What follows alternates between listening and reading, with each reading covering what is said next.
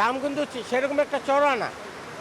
উত্তরবঙ্গে যে দামটা পাওয়া যাচ্ছে এখানে সেটাও পাওয়া যাচ্ছে না। রাজধানীর পশুর হাটগুলোতে পর্যাপ্ত পশু থাকলেও এখনও চড়া দাম হাঁকাচ্ছেন বিক্রেতারা। নেই ক্রেতাদের খুব বেশি উপস্থিতিও। আজ রাত থেকেই বাড়ছে ক্রেতার সংখ্যা।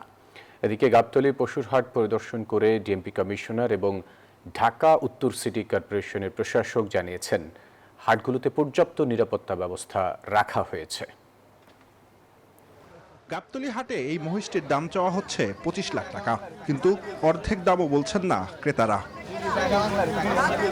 হাটে বড় গরুর চেয়ে ছোট বা মাঝারি গরুর চাহিদা বেশি। রাজধানীর প্রতিটি হাটই পরিপূর্ণ গরু ছাগলে, তবে বৃষ্টির কারণে ক্রেতা উপস্থিতি অনেকটাই কম। বিক্রেতাদের আশা বেচা বিক্রি বাড়বে, তবে ন্যায্য দাম পাওয়া নিয়ে সন্দিহান তারা। দাম কিন্তু সেরকম একটা চড়া না।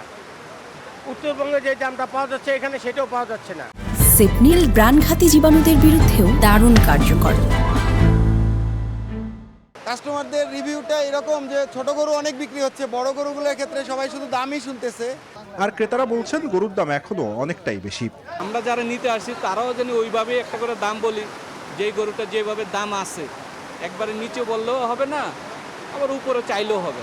দাম মোটামুটি আছে, কিন্তু কাস্টমারের খুব কম, সংখ্যা খুবই কম। গাবতলী হাট পরিদর্শন করে ব্যবস্থাপনা ও নিরাপত্তা প্রস্তুতির কথা জানান ডিএনসিসির প্রশাসক ও DMP commissioner. Dhaka 2 city corporation কর্তৃক নির্ধারিত প্রতিটি পশুর হাটকে কেন্দ্র করে নিশ্চিত নিরাপত্তা বলয় তৈরি করা হয়েছে। প্রতিটি হাটে দৃশ্যমান পুলিশ উপস্থিতি সহ একটি করে সাব কন্ট্রোল রুম ও ওয়াচ টাওয়ার স্থাপন করা হয়েছে। আমরা মোটামুটিভাবে আজকে সন্তোষ প্রকাশ করছি।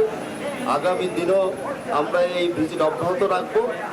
হাটে জাল টাকা রোধ ও নিরাপত্তায় পুলিশের বিশেষ টিম 24 ঘন্টা কাজ করছে বলেও জানান ডিএমপি কমিশনার। জুয়ার সানি, নিউজ 24, ঢাকা।